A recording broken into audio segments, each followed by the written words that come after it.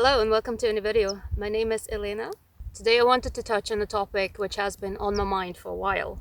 I talked about it previously in my MBTI video, which I can link below. Essentially, I wanted to dive deeper into the subject of being an introvert. My 16 personalities type is the INFJ, and typically INFJs can come across as ambiverts and be very adaptable to different social situations. The truth, however, is that I am much more introverted than my INFP partner even. Being social takes a lot of my energy and I take a long time to recover from it. There seems to be a consensus that we live in an extroverted world, and it's not too hard to imagine that. There are lots of events, gadgets, media like cinema and TV series designed to be exciting, stimulating and social. Therefore, I want to discuss my personal experience with being an introvert, the advantages and disadvantages that I see for myself, and how I fit or don't fit into our extrovert world. My experience of introversion and even my interpretation of how I perceive the world might be totally different from yours, even if you also identify as an introvert. So keep that in mind. If your experience is different, I'd love to hear it in the comments though. So I actually want to start with the disadvantages, because it does touch upon how our society is built and what kind of person it caters to. There has been discourse more recently about the rejection of so-called hustle culture, which essentially means working hard until you make it big. And it has been rightfully pointed out that this concept could lead to burnout. To me, stepping back from this hustle or go-getter attitude seems very much like an introvert thing to do. And as an introvert, I struggle to participate, let alone value this kind of mindset. There's a big emphasis on taking action, seizing opportunities, living in the moment. Well, I have a preference for observing and planning before I take any action. And in fact, it can be a long process between the impulse to do something and the execution, sometimes even years. And I dare say, in our fast-paced society, this can be a big disadvantage. I also tend to have a delayed reaction to things and I like to think things through. So that means opportunities that need to be taken quickly can easily slip through my fingers. In MBTI theory, there are 8 different functions which serve as perceptual lenses, and each type has 4 different functions sorted by preference of use. My most preferred function is called introverted intuition, which works by me observing my environment, passively taking in all kinds of information, and over long periods of time synthesizing all of this, and then getting big picture insights into the world. My least preferred function is called extroverted sensing, which is about being in the moment and engaging with the environment in real time. Somebody who has a high preference of extroverted sensing can be a lot more impulsive in their decisions, and therefore they make good candidates for doing extreme sports because you have to be present 100% of the time because your life depends on it. In the course of my life, I have trained myself to strengthen this function, and I can definitely feel the difference, but I will never be able to engage with the world through the lens of dominant extroverted sensing, which thrives on constant stimulation. Speaking of constant stimulation, because I take in information from my environment all the time, I get easily overstimulated. While there is a trend for slow living and mindfulness, the majority of our society still seems to go after as much stimulation as possible. Just think about all the TV shows and films that came out in recent years. There's a flood of them vying for people's attention, and a lot of them, for example the Marvel films, are filled with effects and continuous action. And when people are being constantly stimulated, then their threshold for stimulation rises, which means they can typically handle more stimulation and they will also want more stimulation. And the same thing is happening on social media and YouTube. There's a strong tendency for YouTube content to have fast editing, be loud, be engaging, and also emphasize extroversion. It seems that even many introverted YouTubers put on an extroverted persona in order to be perceived as more engaging. In this atmosphere of vying for the viewer's attention with flashy thumbnails and trying to amp up the engagement to get on the good side of the elusive algorithms, I feel at a strong disadvantage. Now, there are people on YouTube who have never engaged in any of these things, and other introverts have flocked to them like a safe haven in a sea of stimuli. And these people have managed to be successful despite being introverts, or maybe because of being introverts. So I'm not planning to take up the flashy tactics anytime soon, and I'm just planning to focus on authentically representing my personality on this channel. But with a lack of attention-grabbing content, it certainly makes for slow growth. The good thing is I'm also patient. I want to speak about drive for a bit. I don't think I necessarily lack drive or ambition. I do have ambitions for doing well for myself in terms of wealth, family, profession, but my strong introversion can also get in the way of that. And I can experience apathy, causing me to withdraw from difficult emotions. And this is in the same way which many other people experience anxiety, which arrests them in their forward movement. So sometimes I struggle with the sense of apathy, and at those times I don't feel driven or ambitious.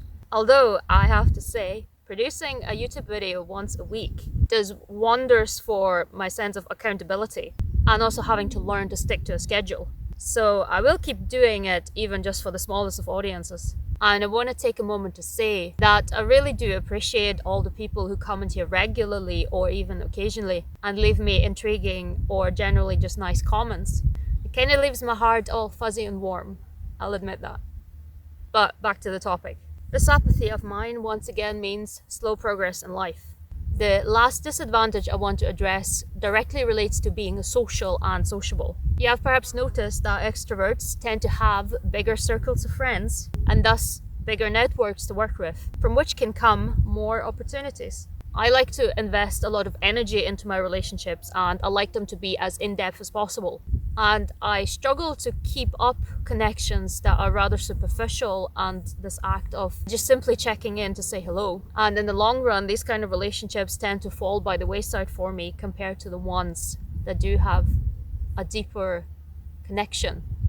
And that is probably one of the things that bothers me on places like Instagram, where people can engage in transactional communication, where they will comment on somebody else's post in order to get a comment back or engagement back, rather than purely commenting because they feel like doing it. But I'm also not a very impulsive commenter, and I don't tend to comment unless I feel like I have really something to add to the conversation. But yes, once again, this need for higher engagement, for the algorithm to provide you with a higher outreach, is exhausting to me, and I struggle to keep up with that. My networking circle is fairly small, and I'm pretty sure there are so many opportunities that I could have had if I had the habit of putting myself out more, which I guess I'm trying to do here. But perhaps this is just the kind of thing that needs to happen in its own pace, in its own time. With all of that said, I am very happy and very grateful to be an introvert, even though I feel like my progress in life is currently very slow. So let's get into the advantages that I perceive. Number one, I have very little drama in my life. There has been some drama in my life in the past, and it's probably very hard to avoid. But for me, my experience is that it tends to fall away. I also try to not engage with other people's drama to the best of my abilities. Although, as a Gemini moon, sometimes I just can't tame my curiosity. I've also gotten better over the course of my life of not attaching myself to the internal drama of the people close to me, like friends or family. I find it much easier to see clearly when I'm not personally emotionally invested in somebody else's problem, which is not to say I'm not engaged. As an INFJ, I love helping people sort out their problems, but I now find it much easier to leave them be if they don't want to engage, or if they're simply not open at all for my input. Number two, I don't have the desire to play the status game. I try my best to not allow my sense of possessions and achievements to interfere with my sense of self, or my self-value and merits. I try to not think of myself as higher or lesser, but having a certain something or a certain quality.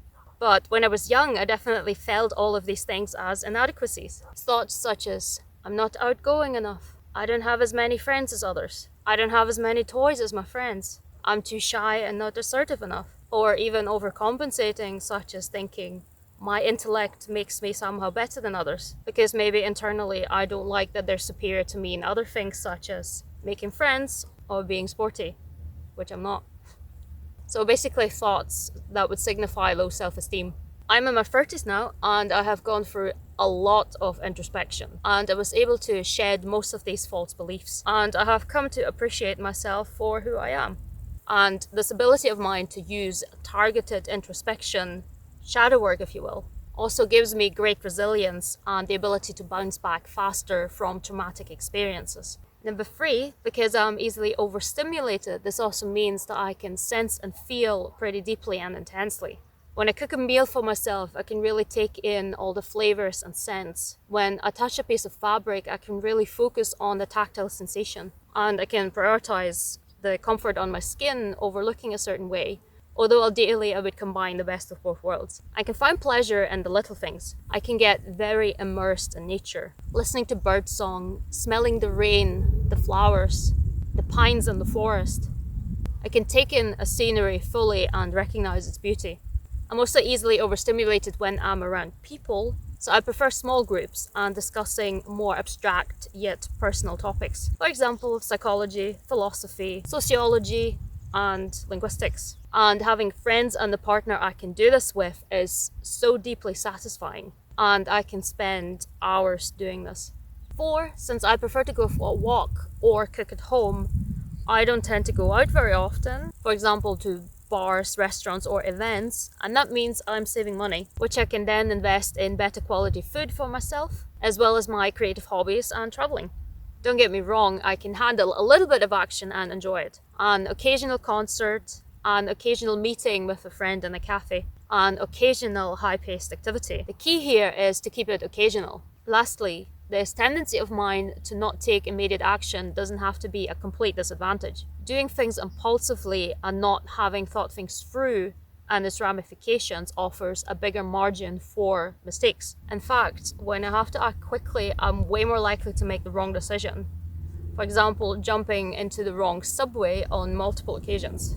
So being able to wait and observe represents an opportunity for my intuition to quietly guide me into the right direction. To conclude, I'm still navigating this introvert experience, and I'm still constantly learning new lessons, and I'm improving myself and my outcomes in life.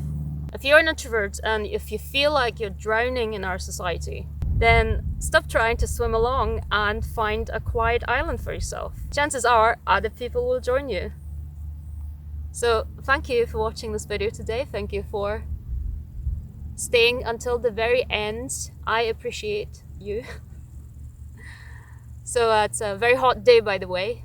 The sun is shining down mercilessly, but I present you this beautiful view of the River Erne running along. I hope you have enjoyed the beautiful background today. And please leave your own experience in the comments. If you're an introvert, if you're an extrovert, I still like you. I just can't handle you for very long periods of time. I think I'm very lucky to have found a partner who, in fact, drains almost none of my energy. And I think that as introverts, we need to find these kind of people that both pull us out of our shell, but also allow us to be who we are without feeling like we need to compete with anybody or having to be somebody that we're not. And I feel like I'm definitely getting very close to that. And I just wanted to get a little bit off my chest with the things I've been struggling with around YouTube and this feeling creeping up of inadequacy and slow growth compared to everybody else, which I guess is something that I will have to accept. So again, thank you for watching and have a great day. So I wanted to quickly show you the beautiful view of the colorful fields of Perthshire. And you can hear the grasshoppers, they're really loud.